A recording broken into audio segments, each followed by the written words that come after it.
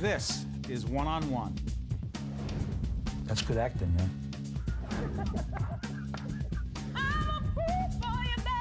I get that a lot. I go to Atlantic City all the time, like, are you the guy? I go, no, I'm not. This is one you can't afford to miss. They thought that I wouldn't survive it, but I knew I would.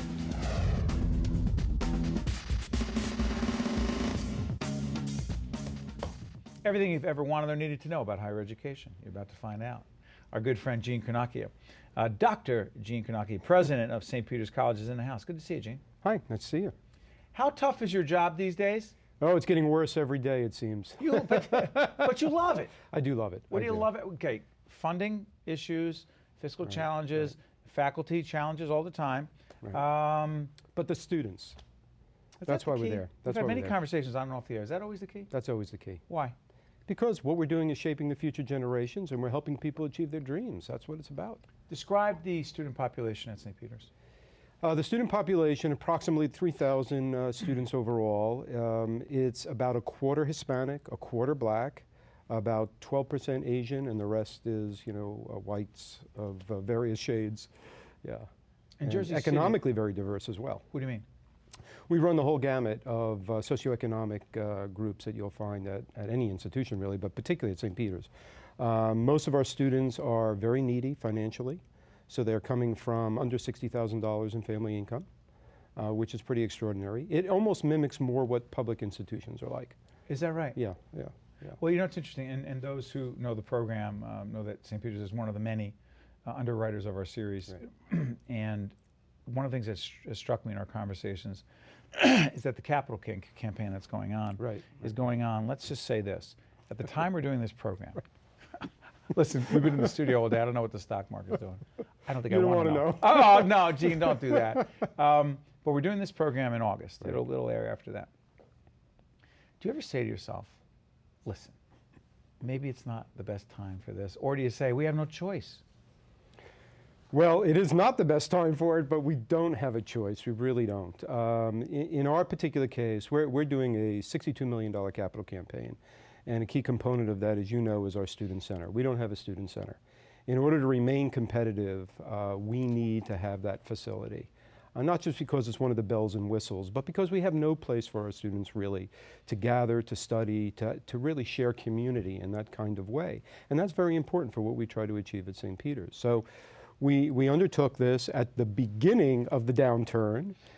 We did go through about a year where we felt we were in suspended animation, where the donations were really slowing to a trickle, but then it kicked right back in.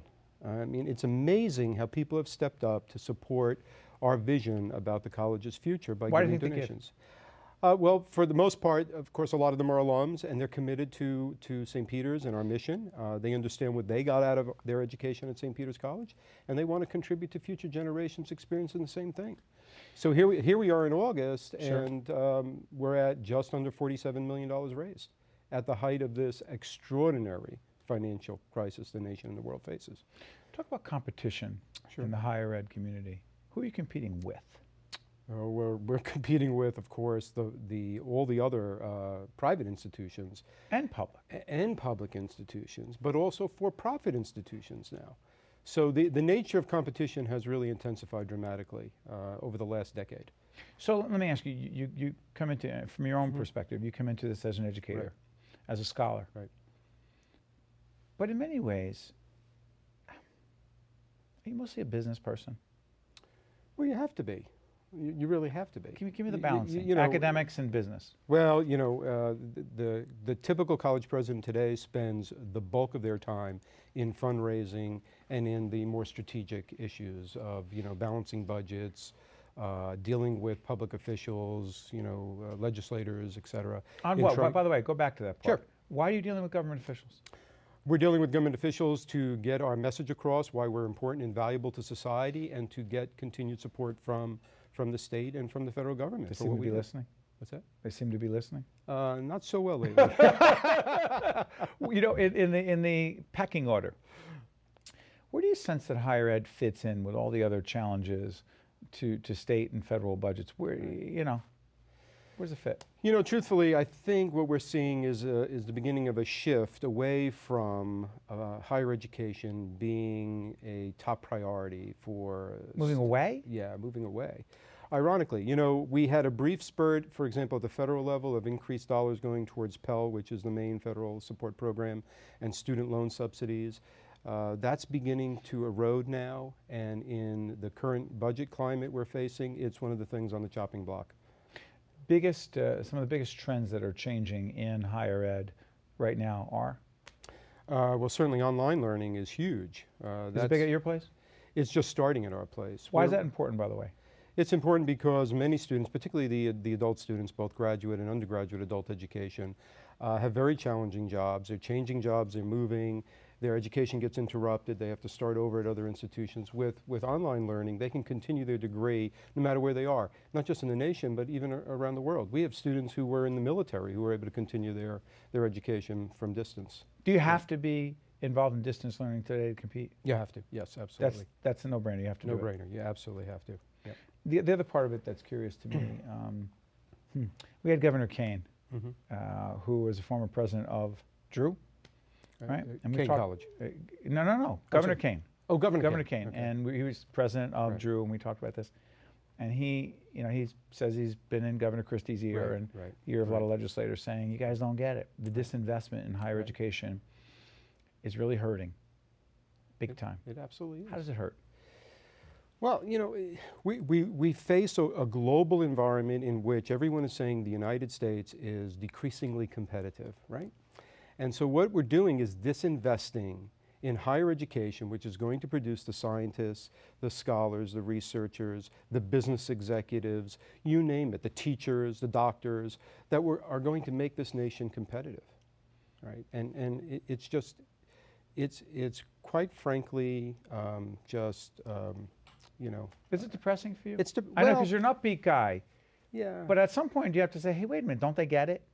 Don't we get it? Well, I think we haven't done as good a job as we should have in higher education in communicating the value of what we do, in demonstrating, in fact, that what we are doing has value to the larger society.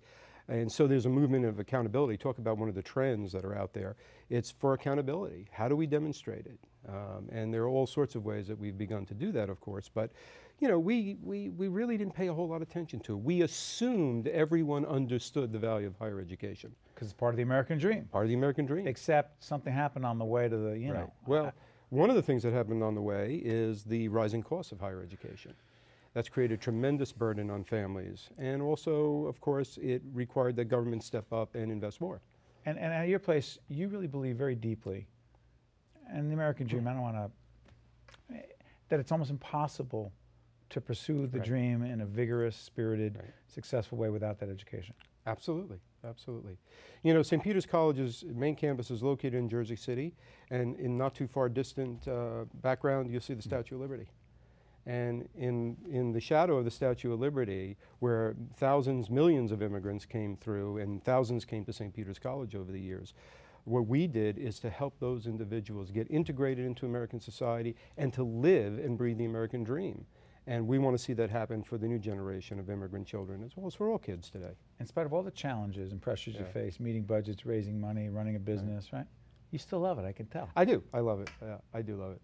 I do love it because, truthfully, you know, every week a student will come by that I knew from years and years ago, and they'll come in and they'll sit down and they'll tell me what they're doing now, and they'll thank me or the institution for what we did for them, and that's what makes it worth it.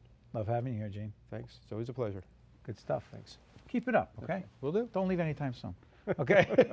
Listen, one-on-one will continue right after this. Stay with us. You never know who you're going to meet. If you would like more information on this program, or if you'd like to express an opinion, email us at info@caucusnj.org and visit us online at oneonone.org.